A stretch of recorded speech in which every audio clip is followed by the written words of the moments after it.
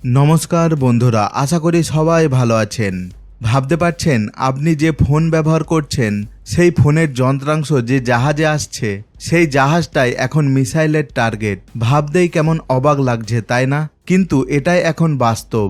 এই ভিডিওটা শেষ পর্যন্ত না দেখলে আপনি পুরো সত্যিটা বুঝতেই পারবেন না, তাই ভিডিওটা শেষ পর্যন্ত দেখুন।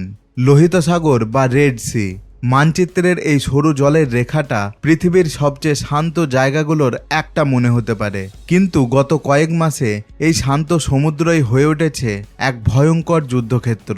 আকাশ থেকে ধেয়ে আসছে ড্রোন, সমুদ্রের বুক চিরে ছুটে আসছে অ্যান্টিশিপ মিসাইল, আর টার্গেট কোনো যুদ্ধজাহাজ নয় বরং সাধারণ মালবাহী জাহাজ।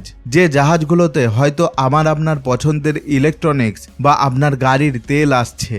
আপনি হয়তো ভাবছেন ইয়েমেনের মরুভূমি থেকে আসা কয়েকজন বিদ্রোহী দূর সমুদ্রের জাহাজে হামলা করছে, তাতে আপনার কি? উত্তরটা হলো অনেক কিছু। এটা শুধু একটা সাধারণ হামলা নয়, এটা বিশ্ব অর্থনীতিকে এমন এক জায়গায় নিয়ে যাচ্ছে যার প্রভাব সরাসরি আপনার পকেটে পড়তে পারে। এটা শুধু একটা যুদ্ধ না, এটা ভারতের লাইফ লাইনের ওপর আঘাত। আজকের ভিডিওতে আমরা জানবো এই সংকটের আসল রূপ, ইরানের গোপন চাল এবং কিভাবে ইন্ডিয়ান নেভি এই অতল সমুদ্রে তার শক্তির এক নতুন ইতিহাস লিখছে। চলুন আগে পরিস্থিতিটা সহজভাবে বুঝে নিই। লোহিত সাগর হলো এশিয়া এবং ইউরোপের মধ্যে বাণিজ্যের সবচেয়ে সংক্ষিপ্ত রাস্তা।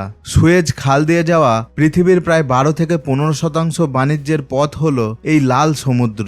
গোলমালের শুরু ইয়েমেনে। এখানকার হুতি বিদ্রোহীরা হঠাৎ করেই এই রুটে চলাচল করা জাহাজে ড্রোন এবং মিসাইল হামলা শুরু করে। তবে তাদের দাবিটা আসলে কি? তাদের দাবি খুব পরিষ্কার। তারা বলছে ইসরায়েল এবং গাজার যুদ্ধের প্রতিবাদে তারা এই মিসাইল হামলা চালাচ্ছে। তাদের মূল লক্ষ্য হলো ইসরায়েলগামী এবং ইসরায়েল সম্পর্কিত জাহাজ। কিন্তু সমস্যা হলো সমুদ্রে কোন জাহাজ কার সাথে সম্পর্কিত সেটা বোঝা মোটেও সহজ নয়। ফলে এই হামলাগুলোর কবলে পড়ে যাচ্ছে পুরো গ্লোবাল শিপিং রুট। তবে এর প্রভাব ইতিমধ্যেই স্পষ্ট। তেল, গ্যাস, কন্টেনার সহ প্রায় সব ধরনের ট্রেড স্লো হয়ে যাচ্ছে। ইন্স্যুরেন্স খরচ আকাশচুম্বী হয়ে উঠেছে এবং বীমা কোম্পানিগুলো এখন এই রুটে জাহাজ চালানোর জন্য বিশাল প্রিমিয়াম দাবি করছে। আর সবচেয়ে বড় পরিবর্তন হলো অনেক জাহাজ এখন ঝুঁকি না নিয়ে পুরো আফ্রিকা মহাদেশ ঘুরে যাচ্ছে, যার ফলে শুধু সময়ই বাড়ছে না, বাড়ছে জ্বালানি খরচ এবং জাহাজের ভাড়াও। এবার আসা যাক ভারতের কথায়। লোহিত সাগরের এই সংকট ভারতের জন্য কেন এত বড় চিন্তার বিষয়? ডাটা বলছে ভারতের প্রায় 80% বাণিজ্য এই রুট দিয়েই যাতায়াত করে। কারণ আমরা যে ইলেকট্রনিক্স ব্যবহার করি, যে গাড়ি চালাই, তার যন্ত্রাংশ এবং সর্বোপরি ইউরোপের সাথে ভারতের এক্সপোর্ট ইম্পোর্ট সব এই পথ দিয়েই হয়। ভারতের জন্য এই রুট কোনো বাণিজ্যিক পথ নয়, এটা ভারতের লাইফ লাইন। আর এই লাইফ লাইন যখন কেউ কাটতে চায় তখন ভারত চুপ করে বসে থাকতে পারে না। এটা শুধু একটা যুদ্ধ না, এটা ভারতের হৃৎপিণ্ড। যদি এই রুট বন্ধ হয়ে যায় তবে ভারতের অর্থনীতিতে একটা বড় ধাক্কা লাগবে। জিনিসপত্রের দাম বাড়বে এবং সাথে সাথে মুদ্রাস্ফীতি দেখা দেবে। অনেকেই বলছে এই পুরো খেলার পেছনে আছে ইরানের শ্যাডো পাওয়ার। কিন্তু লোহিত সাগর তো মাত্র অর্ধেক গল্প। আসল আতঙ্ক ছড়িয়ে আছে একটু দূরে, হরমুজ প্রণালীতে।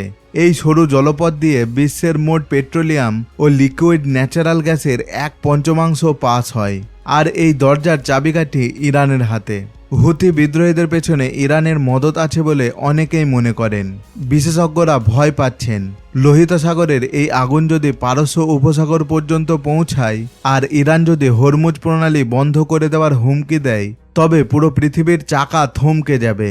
ভারতের জন্য এটা আরও একটা বড় আতঙ্ক, কারণ ভারতের প্রয়োজনীয় তেলের একটা বিশাল অংশ আসে সৌদি আরব, ইরাক এবং কুয়েত থেকে, যাদের জাহাজগুলো এই হরমুজ প্রণালী হয়েই আসে। লোহিত সাগরের হামলা যদি ড্রামাটিক হয় তবে হরমুজ প্রণালী বন্ধ হওয়া হবে গ্লোবাল ইকোনমির জন্য ডেথ সেন্টেন্স। তেল আর গ্যাসের দাম এমন জায়গায় যাবে যা আমরা কল্পনাও করতে পারছি না।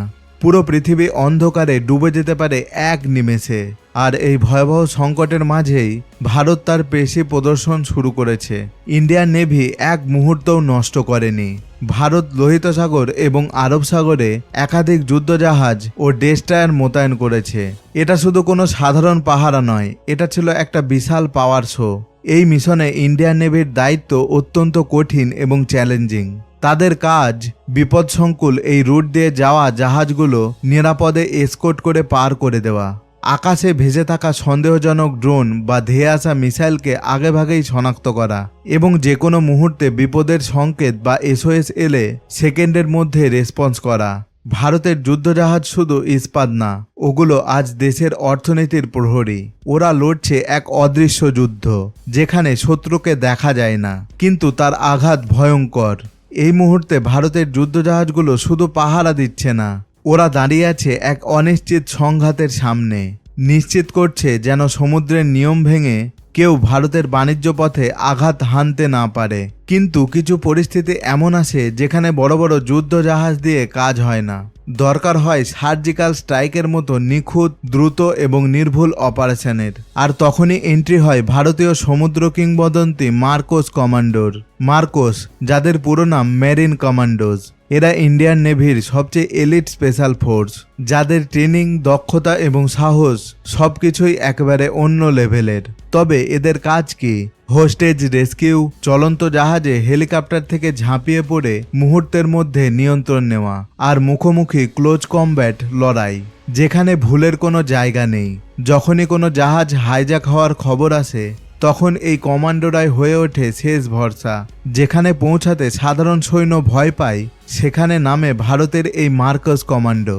এদের উপস্থিতিই শত্রুর মনে ভয় ঢুকিয়ে দেওয়ার জন্য যথেষ্ট, কারণ মার্কোস শুধু একটা বাহিনী না, এটা একটা অদৃশ্য আতঙ্ক, যারা নিঃশব্দে আসে আর কাজ শেষ করে চলে যায়। কিন্তু এই বীরত্বের পরেও গ্রাউন্ড রিয়েলিটি এখনও ভয়ঙ্কর, থমথমে। প্রতিদিনই নতুন হামলার আশঙ্কা ঘিরে থাকে এই সমুদ্র পথকে। হুথি বিদ্রোহীরা এমন একটি অ্যান্টিশিপ মিসাইল ব্যবহার করছে, যা মুহূর্তের মধ্যে বিশাল জাহাজকেও ডুবিয়ে দিতে পারে। এদিকে পরিস্থিতি আরও জটিল হয়ে উঠেছে, কারণ আমেরিকা এবং ব্রিটেনের মতো শক্তিশালী দেশগুলোও এই সংঘাতে জড়িয়ে পড়েছে। ফলে এই লড়াই এখন আর কোনো একক অঞ্চলের মধ্যে সীমাবদ্ধ নেই, এটা ধীরে ধীরে রূপ নিচ্ছে এক বৈশ্বিক উত্তেজনায়। এর সরাসরি প্রভাব পড়ছে পুরো বিশ্বের ওপর। শিপিং খরচ হু হু করে বাড়ছে, পণ্যের দাম বাড়ছে, আর সেই চাপ গিয়ে পড়ছে সাধারণ মানুষের জীবনে। বন্ধুরা, এটা শুধু খবর না, এটা আপনার প্রতিদিনের খরচ, আপনার জীবনের সাথেই জড়িয়ে আছে। একটা ভুল আর পুরো সমুদ্রটাই পরিণত হতে পারে এক বিশাল যুদ্ধক্ষেত্রে। আজ যদি লোহিত সাগর জ্বলে, কাল হয়তো সেই আগুন পৌঁছে যাবে আপনার ঘরেও।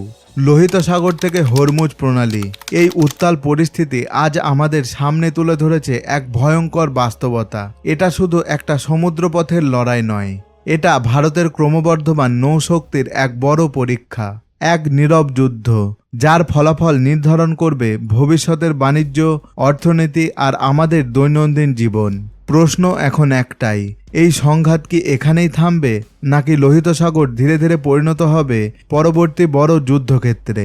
আর যদি এই আগুন ছড়িয়ে পড়ে, তাহলে কি আমরা প্রস্তুত? আপনার কি মনে হয়, ভারত কি পারবে এই পরিস্থিতি সামাল দিতে?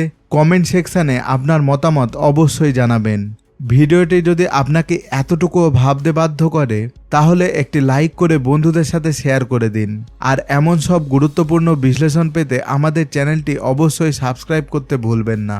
আজকের মতো এই পর্যন্তই, দেখা হবে পরবর্তী ভিডিওতে। ততক্ষণ ভালো থাকবেন, সুস্থ থাকবেন আর সকলকে ভালো রাখার চেষ্টা করবেন।